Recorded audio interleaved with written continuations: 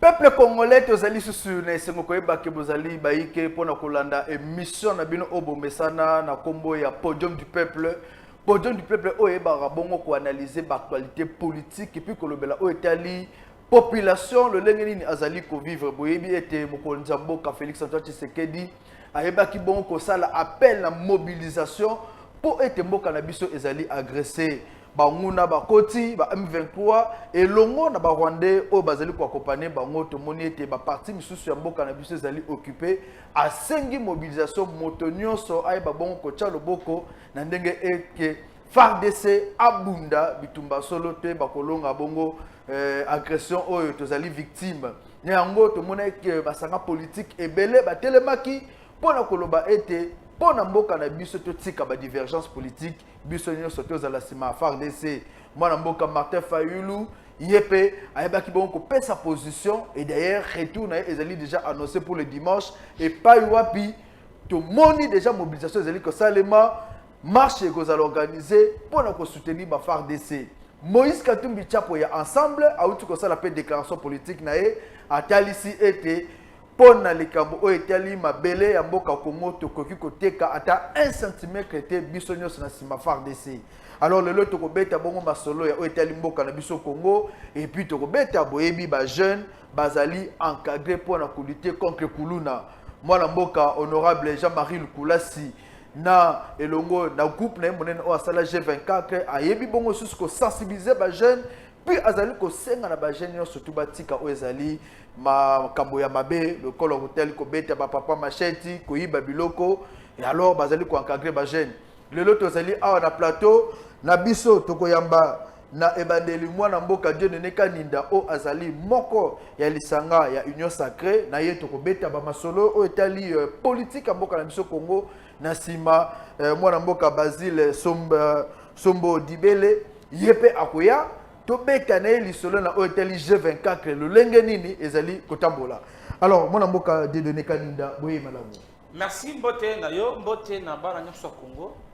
Bisika banso bazali o bazuli bakupe occasion ya kolanda biso mokolo na lelo batika la brancher c'est autour des questions énumérées nde tokoyebisa ba congolais pe bana mboka banso maye ezoleka na mboka na biso surtout na zinga ya mopanzi ya est ya mboka na biso et puis na discours ya tata mokonzi ekolo président Félix Antoine Tshisekedi Chilombo et puis na ndenge maye ezokotambola kitoko na ville ya Kinshasa sous leadership ya gouverneur de la ville gouverneur Gentini Ngobila Mbaka na équipe mobimba o ezali ko accompagner ko matérialiser vision chef de l'état na niveau ya ville ya Kinshasa.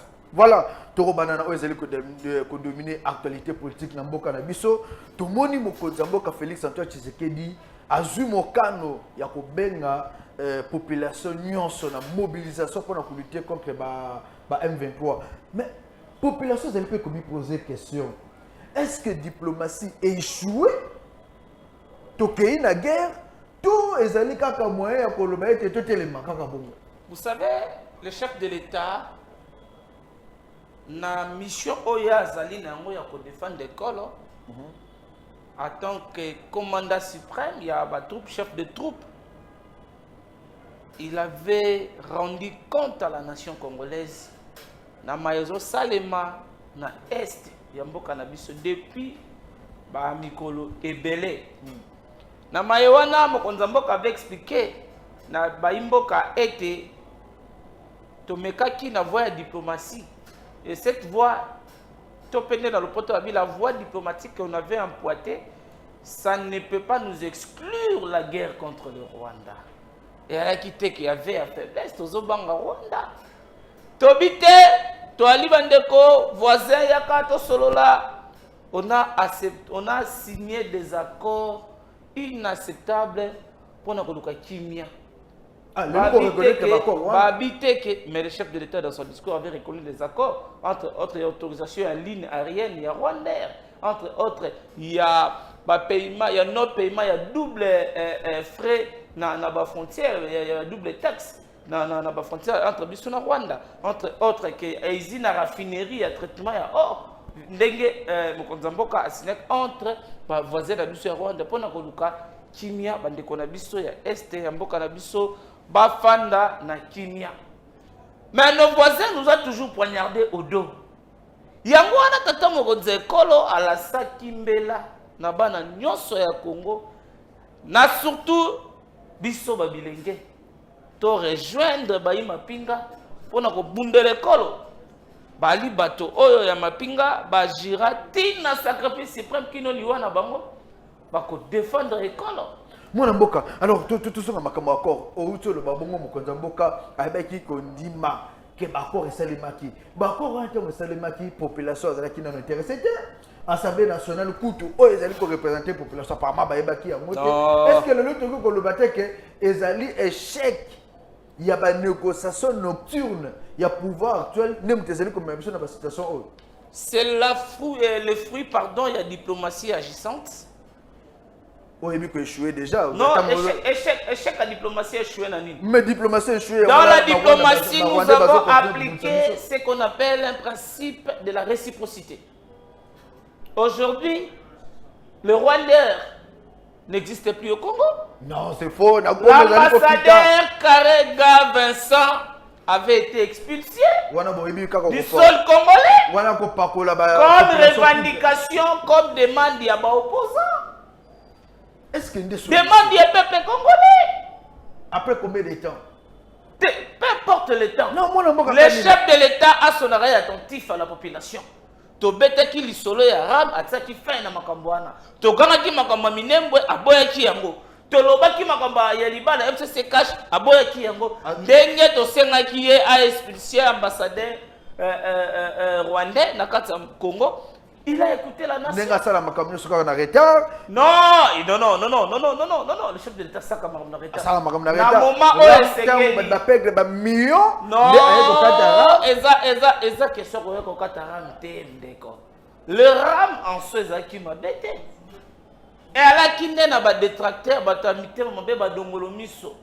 Oh bazaki ko jurer que sur la tête il y a ministre qui bassa enfin de salir l'image de l'actuel régime. Le RAM n'était pas une escroquerie comme les autres prétendants. Il y a discours chef de l'État,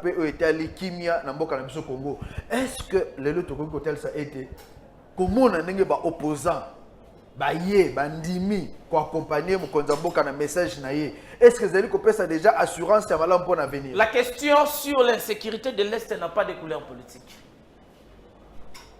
Parce que bandeko bazoku fakuna Bali bandeko, oh bazana ba tendance politique nyos.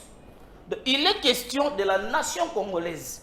C'est l'intégrité territoriale qui est menacée.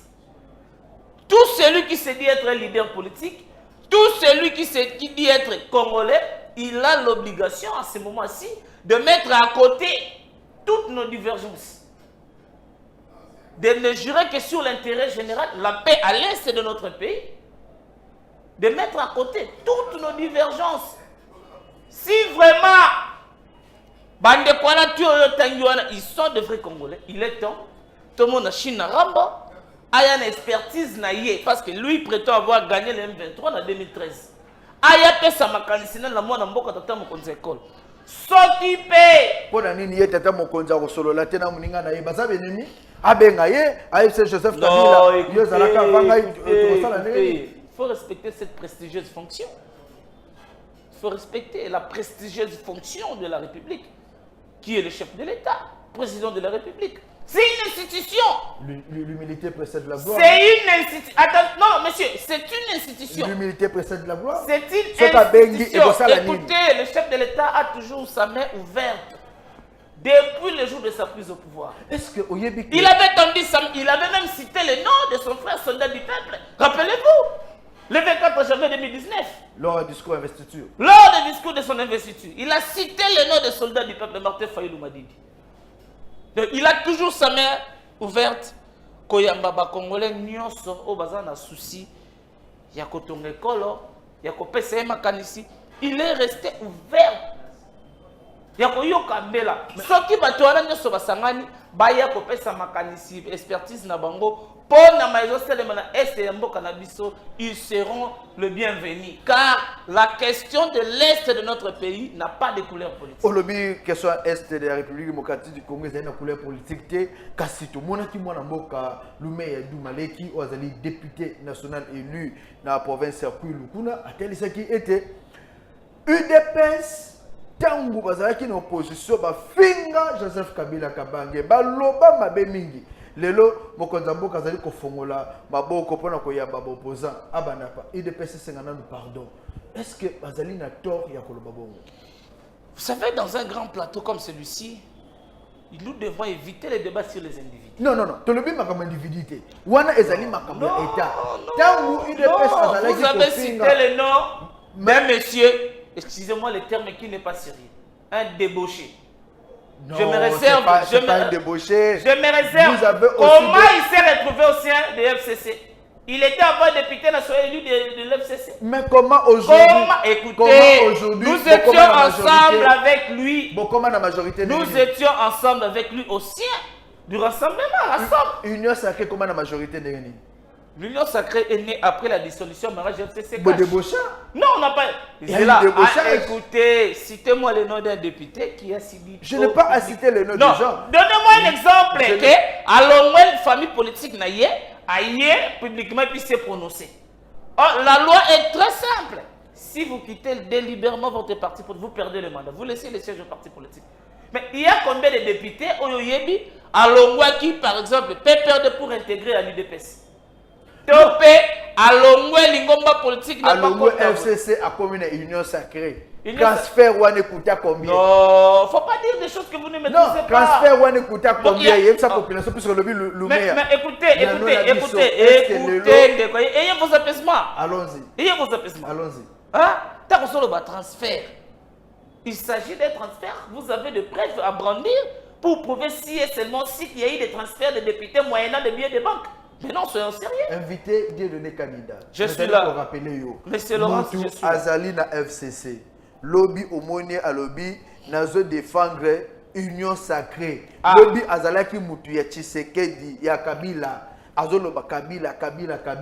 Era komina union sacrée azoloba ya Tshisekedi. Tobenga ngonini. Derrière mémoire, Henri Thomas Lokondo, paix à son âme. Je voulais donner l'exemple de ce grand homme d'État qui a toujours été au sein de la majorité présidentielle. Mais il soutenait les propos de l'opposition. Et cela faisait de lui opposant. Que Balobé, non, comme Henri Thomas Lokondo, des fois, il s'oppose au sein du régime des commissaires qui sont opposants. Non. Et alors? Jusque-là, vous avez beaucoup de Et alors? Yebi ba député. Ah, yebi. Nazotu na donc yebi, ngana yebite. Et bon, ba député, on va comment la union sacrée. Union sacrée, vous avez. L'union sacrée, d'abord, c'est un état d'esprit. Bon, quand tu dis l'union sacrée, les gens avaient. Les gens étaient fatigués. De quoi? Les gens étaient fatigués. De quoi? De Raïssa Nassema, d'Ada Nassema, où ils ont fait une ferme privée, une institution suprême. Il était temps de travailler pour le bien-être de la population. Et là, que changer les lois avec l'union sacrée, beaucoup de choses. Autorité morale, les a assistés. Au sein de l'union sacrée, tu entends encore parler de l'autorité morale? Oui, c'est au monde, à Souba, tout le monde a une ferme privée. Même si c'est ah, et ça là-bas.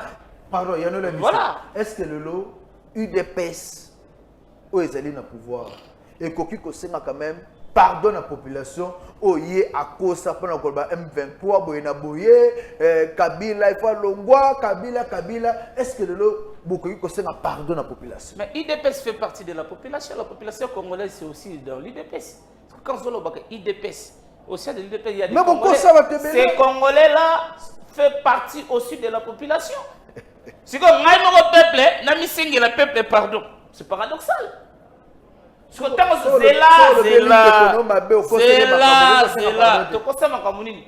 Nous avons dit si Kabila a mal géré la République. Kabila ne respectait pas les textes. Parce que Kabila a Rwandais. Kabila signé accord biso otoloba na ye tobi que Kabila et Siri. Kabila il était irrespectueux des textes. C'était ça. Le reste là, je ne sais pas, mais propos n'est pas. Voilà, Yom Tozolo, vous êtes responsable de nos propos. Donc Kabila, Azalaka Mabeka pour la gestion de Mboka. Mais oui. Pour la Makamba Est, Azalaka n'a problème. Non, Kabila a besoin de télémélayer parce que nous sommes des légalistes. Tobunda pour un état de droit. Kabila, le problème est d'abord son entrée au pouvoir et la façon dont il a entré dans la politique. Un ancien militaire directement président de la République, il a remplacé son père en vertu de quoi? Nous nous sommes soumis des textes. C'était ça notre guerre avec M. Kabila. Lelo, ce qui Joseph Kabila a sengi bino, les solo. Nous sommes en politique, nous allons recevoir tout celui qui a de bonnes idées pour la bonne marche de la République. Ceux qui ont intérêt à Mboka. Et ça n'a pas d'intérêt à Mboka. Non, et ceux qui ont intérêt à Mboka, c'est tant que tu as un poste. Ceux qui ont intérêt à Mboka, sans arrière. Sans agenda. Mboka au dialogue, ça qui va kabula poste. Il y a un dialogue ni. Namboka au dialogue, c'est ça, ça va kabula poste. Donc, vous voulez nous amener dans cette logique? Non, on ne vous amène pas, c'est pour vous dire que en RDC... Le chef de l'État, après la dissolution, il y a mariage FCC Cash, il a lancé une série de concertations. Il a consulté le peuple. Après? Chaque couche de la population. Après, c'est la majorité des gens, même les gens qui ne l'avaient pas réussi. Même Oya Yambaki, lui-même dans son dernier discours, il nous a remerciés. On a Yambaki, on a Yambaki, tout le monde va me mener le dissolution FCC Cash. Est-ce que dissolution FCC Cash et même les populations qui m'y en Mboka? Est-ce que la population a besoin de mettre la dissolution FCC Cash? Tout a besoin de ça a mené un vent nouveau. Sur quel point par exemple? Sur plusieurs points. Non, citez-nous. Sur la gestion financière, il y a la finance publique. Avec tout ça, il y a comme des Oh non, arrêtez. Sur le plan de la justice, c'est là, allons-y, mollo, mollo. Sur le plan de la justice, oui. À propos, il y a la liberté provisoire, il y a liberté provisoire. Il y a justice et avancée. Donnez-moi les faits, je te donne le droit. Donnez-moi un exemple. Donnez-moi DG Asnel, DG Asnel. Mais le procureur, qui est le maître de l'action publique, il inscrit en charge et en décharge. Ah bon? S'il estime que sa fuite n'est pas à craindre, le monsieur peut venir comparer un homme libre. Les libertés provisoires existent. C'est dans le texte. Les textes prévoient la liberté provisoire. On m'a payé. Oui. Et après, jour moko, si il estime qu'il y a des indices graves qui pèsent sur lui de culpabilité, il sera mappé. Après, liberté provisoire. C'est une demande au bassin de la partie que accordez-moi la liberté provisoire, t'as la résidence à chaque fois que vous aurez besoin de moi, je viendrai me présenter. Mais sous l'ancien régime, on a assisté à des procès montés de toutes ces pièces. Est-ce que le lot, Tango Mokonzamboka Félix Antoine Tshisekedi a lancé un message et ça n'a pas eu politique, lobby, description, il faut qu'on tombe quand même description politique et ça les manandengue était. Les politiciens, monsieur, ils subir. Le col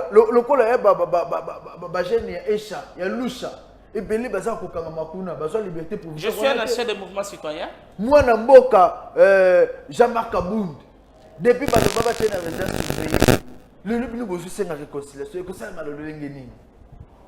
l'avantage avec nous dans l'actuel régime n'existe pas de prisonniers politiques. Ce n'est pas le fait d'être un homme politique. Si on t'arrête pour une infraction de droit commun, c'est fait de toi un prisonnier politique. Mais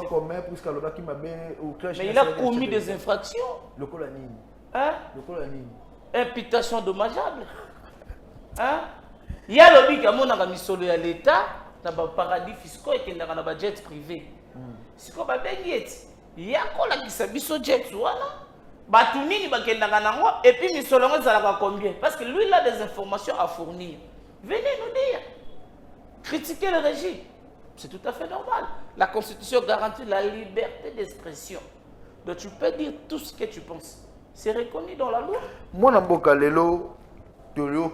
la société civile, il y a Nord, Sud Kivu, le bif, FARDC na biso et bani communauté en puissance bazali ko bombarder babisika o bande kwa M23 ba nguna ya M23 ba ki bongo ko occuper.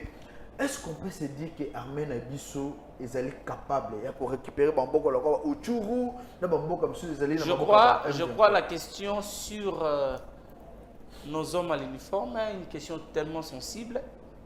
Dans un plateau comme celui-ci, la chaîne elle est suivie à travers le monde avec de nouvelles applications, Google Traduction.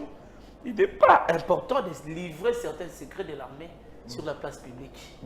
Il n'est pas nécessaire. Non, communication est pessamie déjà. Le général Sylvain, le général Sylvain, je crois Sylvain, c'est lui qui est le porte-parole. Sylvain Makenge. Sylvain Makenge, le porte-parole FRDC. Le général-major Sylvain Major. Abi, ça ne sera pas un péché de se taire devant la presse Nagoma. Et ça ne sera pas important de mettre un point de vue sur les questions sécuritaires. Je préfère me taire et j'encourage nos hommes en uniforme. Et Barolo Retumba. Alors, les gens bazali ko banga ba bindenge bitum bazali ko muda. Ça na tuno question moto on tanga ko mo na mboka Martin Fayulu na mona ki osekaki.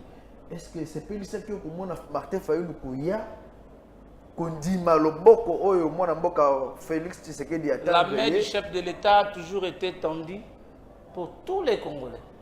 La bêta qui li solo ya discours et investiture le 24 janvier 2019. Il était la seule personne à être honorée et citée. Mon frère, compagnon d'élite, les soldats du peuple, l'honorable Martin Fayulu m'a dit. Combat Chadar Petangamaki. Non, il a félicité. Non, le discours, pas combat Chadar Petangamaki. Alors, mais pas le Martin Fayulu. Avec beaucoup d'éloges. Non, mais Aza Congolais. Compagnon d'élite. Hein? Le l'Assemblée nationale a siégé, il est député national. Non, le président élu. Président élu a sali des mois libanda qui par rapport à l'État Est et Indi. Tu dis que tout le monde n'est pas quitté. Mais il va y pouvoir. Bobo n'a pas na. Banani va y pouvoir. Na cour a pouvoir. C'est un faux débat. Ce débat a été clos à la cour constitutionnelle. Marche est organisée. Je suis sûr. Ce sont des voix pacifiques. Pour manifester leur soutien. Société civile peut annoncer marche le 19. Adolphe Mouzitou pas lancé marche, je crois, le 17. Olanaki Jonas Tsombela. Non, je n'ai pas suivi. Voilà, la nouvelle société congolaise annonce une grande marche pour le 19. Bah marche ouana. Est-ce que lacrymogène est bête à terre? Pas bino. Bah bête à gaz, pose au gaz. Au cas pour prendre un boulevard. Avantage avec Fachi. Bah tu vas sala bah marche, ti bah lembi bah kanga bangote. Avantage avec Fachi, batu basali marche basuki nanganda. Sous l'ancien régime soto ça ba marche to suka na ba cellule année.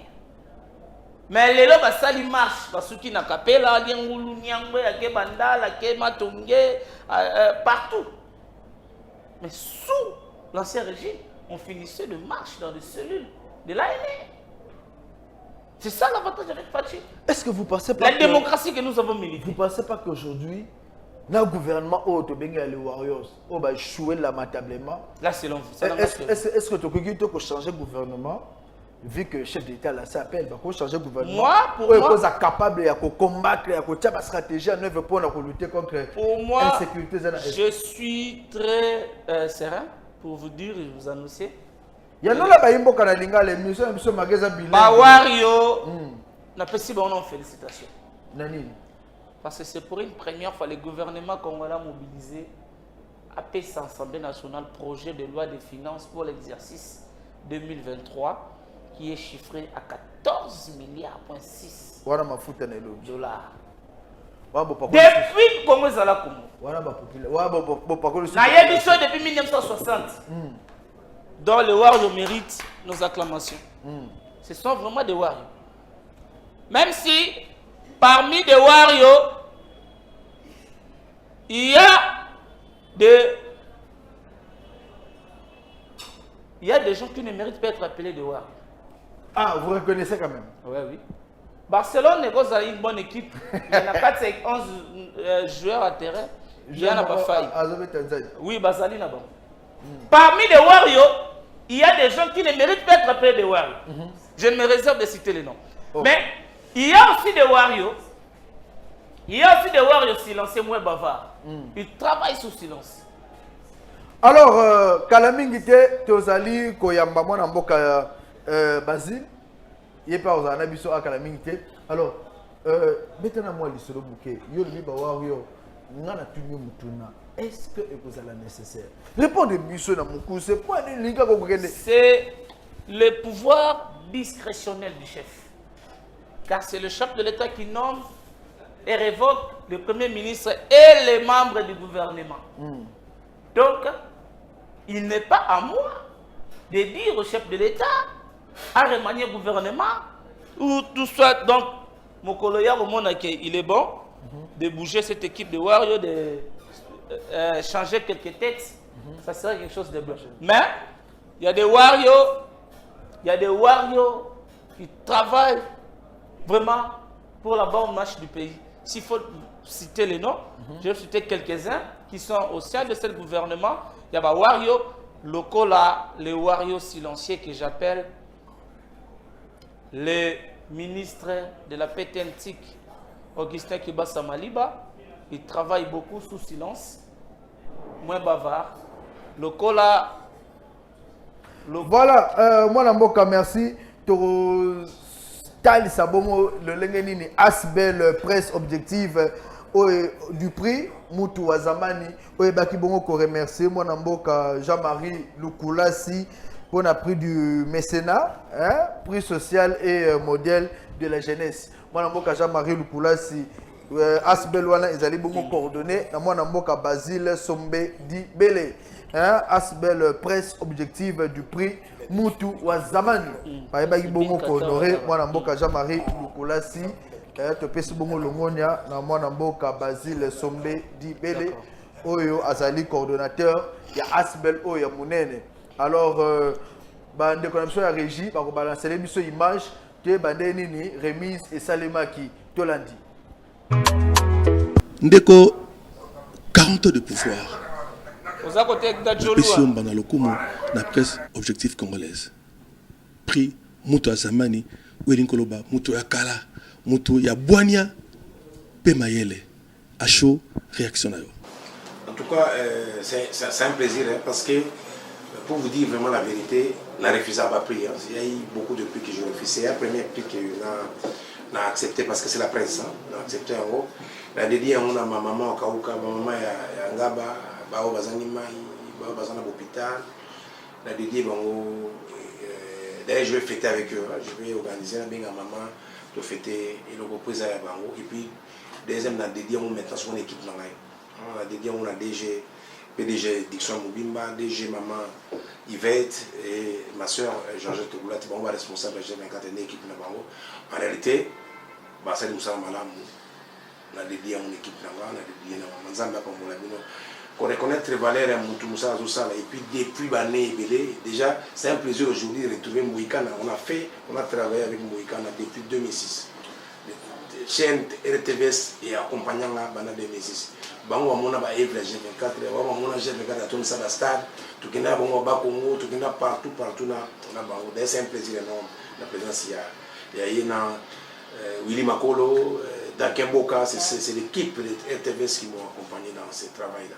Donc c'est un plaisir énorme. Et puis bon, on voit plus Basarata va aller en Zamba pour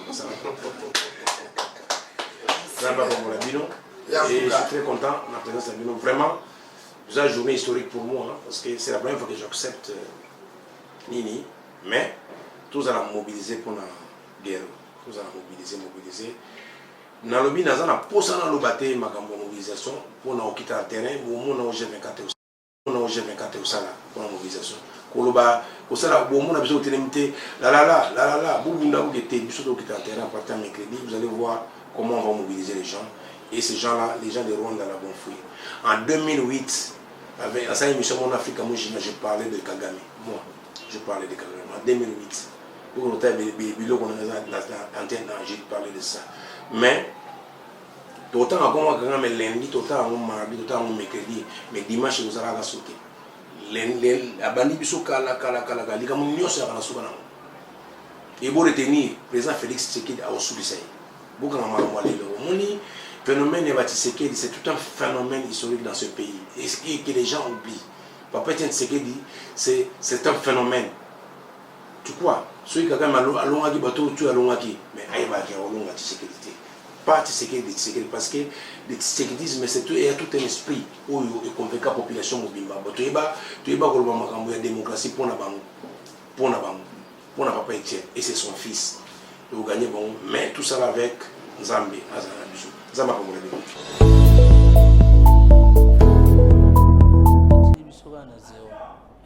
Voilà, félicitations à moi, Jean-Marie Lukulasi pour le prix du mécénat, paix sociale et modèle de la jeunesse. Jean-Marie Lukulasi, Oazali Bongo, Mokambi, Monene et structure G24, où ils allaient encadrer les jeunes, où ils allaient pesa les jeunes en forme. Azalaki ko bunda kuluna ba côté na G24 ba côté na Nzela et puis aibi bon ko changer identité na yo. Félicitations na yo et puis félicitations à Asbel presse objectif du prix Mutu wa Zamani ezali coordonné na mwana mboka Basile Sombe Dibele. Alors nous allons continuer bongo na émission na biso boko lolo awa to kobeta lisolo ya ville province à Kinshasa toyoka ki ba lancement opération zéro coup Kinshasa Bopeto Toyoki Babakambo Belé et dernièrement, lors du conseil du ministre, qui vendredi passé, Mokonza Mboka Félix Antoine Tshisekedi Chilombo, double brassard, Benga Ebongo, Oazali, Kokamba, Lisusu, Mboka Ona Ndenga ya bien, Aebaki Ko Senga, na gouverneur, et province à Kinshasa, Jantini Ngobila, Aeba Ko zo courage pour na curage, ya ba artère nyon, surtout en Mboka na biso Congo, surtout à province à Kinshasa. Kocha ogre place où bamoni ke batongaki mabe ko buka yango ko ba décision difficile surtout pour na inondation et ba bokusala masusuté. Alors je suis sûr que gouverneur vi province à Kinshasa oyo a sensibiliser déjà ba bougumestre azali ko mettre tout en œuvre pour que population et dynastie ko mona ndenge triomphal et dindaka ezo sala passe mingi. Mwana boka dia donné kaninda. Vi province à Kinshasa et comment na stade de martyrs toujours nous savons mbisi ngolo ebimi mboke za kozinda. Est-ce que Jantini Ngobila amona kamakambo vin? Merci beaucoup na motuna. Au raisonner mingi avant le ba. Te na sambeli mingi pona Jantini Ngobila. Au sambeli. Na sambeli nzamba batela ya pese makasi. Pona nini pona to continuer kozinda. Pona détermination na ye ya ko transformer ville à Kinshasa. Nani c'est mon Dieu. Asali nini oyo yo monika so transformer ville. Rétablissement et éclairage public na ba grande acteurs nyos. Kinshasa rasumu lelité na buto. Wana wapina limité? Ah yo monika na limité. Mais na yo mona komini ni pa si lelo kimbangu ezali na molili pour les autres na banda kotangela yo ba quartier ba commis na bi ba grands acteurs. Kinshasa ba grands acteurs ezaka na limité te. Mais quand yo moni place ni kopanda na commune ya Ntsele Kimbanseke Masina Njili Limete na boulevard eza éclairé na boulevard soki toye na avenue Elengesa oye bandi na commune ya Kalamu Ngiringiri Makala ti kuna na monga fula Selembao, cette avenue asphaltée éclairée. L'avenue Kasavubu, baminde Koufaka, mais l'avenue Kasavubu est éclairée. L'avenue Willery, Kobandana Boulevard, ti libosa stade de Martyrs, cette avenue est éclairée. ton politique est éclairage. C'est là, nazana on éclairage. Na ba terre amené ba boulevard. Nazana on éclairage. Mais ça na kozala na ngobo. Mais Koufaka. Jantini Ngobila a construit des routes là où les routes n'existaient pas. Et c'est quand même Avenue Kikwiti. Non, mais jusque-là, il y a que c'est ah, Boni. Oh, yo, tozana. Nabi, Zela. Continuer la politique. Zela, non. Zela. Jantini Ngobila est un acteur des œuvres achevées. Il n'est pas auteur des œuvres inachevées comme les autres. Kikwiti, ça combien de temps? L'avenue Kikwiti. C'est ça combien de temps? Cette avenue, ils ont traversé 3 ou 4 communes de la ville. Non. Éclairées. Kikwiti. L'avenue Kikwit. ebandi na lemba et kosuka koto na Combien de communes? Ngaba. Non, Kikwit c'est comité na Ngiringiri. Non, ngir côté qu'on les a échangé. Mais c'est la même avenue qui se changeait dans la combo, mais toute cette avenue. On va parler dans Moussale Salemi na avenue Kikwit, avenue Makanja. Waneza ba avenue et Salemi na mbongo na biso bakino. Donc mbongo na biso ba vignettes. Mbongo na biso ya ba ya déjà ito futaka ba impôt sur les revenus locatifs. Mbongo na biso na ce biso Moussale zo Salema cette avenue soko kei na matete na pongilima. Tala eta ya pone alaki. Soko ye na commune ya Kalamu. Pont Bongolo. Mbula se beti na université Simon Bimbangu bana batanga ngade. Tout autour à Pont Bongolo ba mama bakima bandako. Mais mbula e beti oyoki ba dégâts na Pont Bongolo. Grâce à Chantini Ngobila, réhabilitation à Pont Bongolo. Ba éclairer yango. Ba biso ke université na dindité. Université Simon Bimbangu c'est à Kozinda. Ba biso ke dindité. Mais ce matin je viens de là. Non, est-ce qu'il a plu hier soir? Est-ce qu'il y avait une porte pluie? Papa, Zela nous Zela non. Nato si cité. Nanu Zela. Ngobila dans la Ngobila aza auteur ya ba œuvre achevé. Ngobila Tongin Zela abongisi pont. Atemwinda. Atiki population ya Wileri. Atemwinda. Zela problème à inondation tokoya. Tozo kenon na ba réalisation. Totika na ngonga mukie ça. Ba réalisation gouverneur Chantini Ngobila na ville à Kinshasa. Toutes les 24 communes ont subi le changement. Total. Est-ce que le lot appelle citez-moi n'importe quelle commune où je vais vous citer réalisation Chantini Ngobila. Est-ce que le lot appelle à chef de l'État où a sengi na mwana mboka Chantini Ngobila et longo na ba bourgmestre no stuba bunda pona ba inondation na esila. Est-ce que vous trouvez réponse favorable? Déjà Kinshasa ils ont subi ba tirage à ba caniveau dans ba grandes artères. Vous allez vous rendre compte que bande konabi soit OVD, ils sont en train de travailler bel et bien en bonne et due forme. Yo okoki koloba lelo vu qu'on se défendre okoki koloba lelo que sombula munene beti population ya Wileri et kozala kimi. Est-ce que tu as la côté là? Tout le monde n'a pas la sambola. Je suis quinois. Nayebi Kinshasa bien en problème inondation bozolobela. Les inondations d'abord elle est catastrophe naturelle. Ce qui mboule beti débordement sur Salemi à Maï et Sengaga même dans ma grande ville à monde. Même dans ma grande ville, il y a ma mission d'habiter stade c'est comme balé. Voilà ça va habiter ma bé. Stade de Mathieu comme ici. Déco. Mais yo mona quitté bambis na stade de Mathieu. Ngolo munene lokwa liboko na ngai. Liboso stade il y a un grand caniveau. Liboso stade il y a un grand caniveau. Na ba kavona bi. Bula ebeti et saliete mayuane continue stade bangolo na babimi. Allez ngolo bimi na stade de Marti allez mais ngolo bimi. Mais bino na stade de Marti bomoni ngolo. Mais le monde na moni. Les sièges au bateli biso na Moscou kuna likolo bomoni te. Ah Fachi Beton. Mais on dit quand même ngolo wana ezala. Fachi Beton. Moi na moko tozo koma na suka.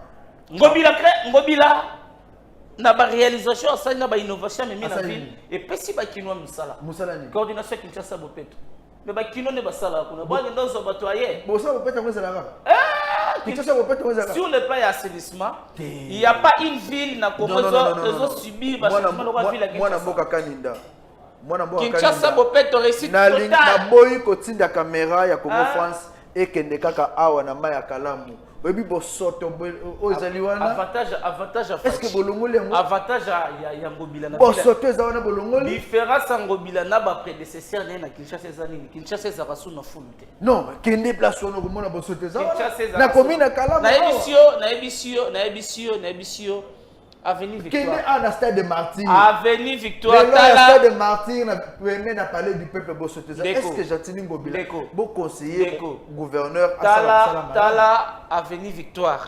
État ezalaki. Kobanda na Remabaya tina les gens pires. Et c'est l'ennemi. Tala Avenue Victoire béton. Avenue Université. Wala tozaka sous le plan ya ba avenue. Et puis Ngobila na lingomba politique na ye ezali ACP. Bali ko travailler recrutement ya ba député professeur na ba bourgmestre recrutement ba député professeur na ba bourgmestre mais bango nyoso bakota kuna ah bon Ça, c'est une information. Oui, bien. Adhésion au parti politique des Akali. Dans un parti politique, adhésion est libre. Ah, bah, le web pas pour ça, est libre. Par contre, c'est ACP.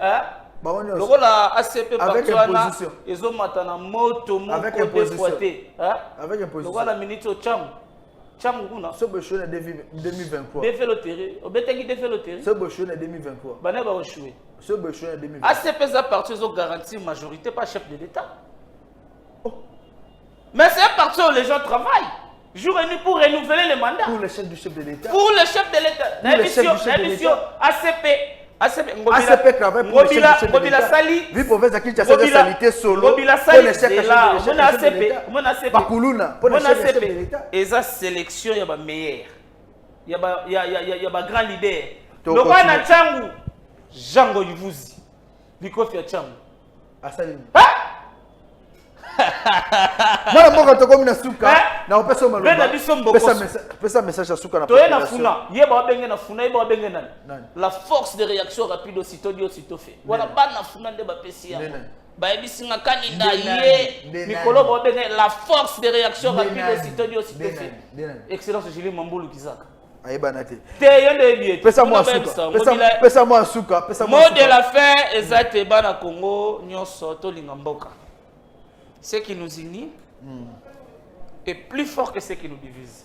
Ce qui nous unit, c'est le fait que nous sommes tous des Congolais. Aimons les Congos. Soutenons Ngobila, soutenons le président de la République. Car avec Fatou Béton, oui, les Congos, Oyakala, Naëlelo, les Congolais ne sont pas pessiga Fatou, merci. Nous sommes prêts pour les élections. Ne soyez pas distraits. Voilà, tout comme la mission Lelo n'est jamais trahir le Congo. Congo est Mboka, ouais, biso ba Congolais. Mais Batoubayan n'est pas trahir. Jamais un centimètre. Musée, Oya Bisaka, pardon. Musée Bisaka Biso n'est jamais trahir le Congo. Mais Batoubayan n'a pas trahir Congo. Donc, etika lettre na tombe ya musée. Otika ka testament n'est jamais trahir le Congo. Oui. Mais tala bato yela biso ba trahir le Congo. Guerre à est. Bon, merci. Tu continues sujet wana. Non, yamba yo tu continues. Godé Boy to senga ko pasteur Godé Boy. Pesa ma liste wana ya ba miibi wana to zalaka nango natanga ba komona ba peuple kongola yeba bango. Donnez-moi cette liste. To komi ba wana suka ya émission na biso. Nazolo Godé pas Godé Boy. To ka liste wana. Peuple ya mukwa lelo to yamba ki bon mona mboka kaninda. DDD au Azali Kagre, membre de l'Union Sacrée, de Betaki solo ya Kimia na Est, ya Mboka na Biso Congo, na Mbela o Mokonza Mboka Félix Antoine Tshisekedi, ayebaki ko lancé, de Betipeli solo vi province Kinshasa, et pas yopi Kimia et Sengeli et Zonga, propriété et surtout ba inondation et ba bon kosila. Un grand merci na Bino Baibolanda Kibiso, surtout un grand merci à l'équipe technique. Il y a Congo France Télévision, eux, Bibon Gosala Moussala Makasi pour être émission, eux, les Kanaba conditions. Un grand merci. Na moi, na Mboka, Basile, Sombedibele, eux, Aïbe Bongo Kopesa Biso, passage pour la présentation de l'émission au podium du peuple, na Asbel, presse objectif du prix. Moutu wa Zamani. Tu peux si bino bongo, tu te mets bino. Et le podium de Sila. Podium de Sila. Simba Moudouk, to beta barabel. Chargé. Chargé. Yo so chargé. Chargé. Mais yo bande. Podium du peuple. Podium du peuple. Voilà. Podium ici là,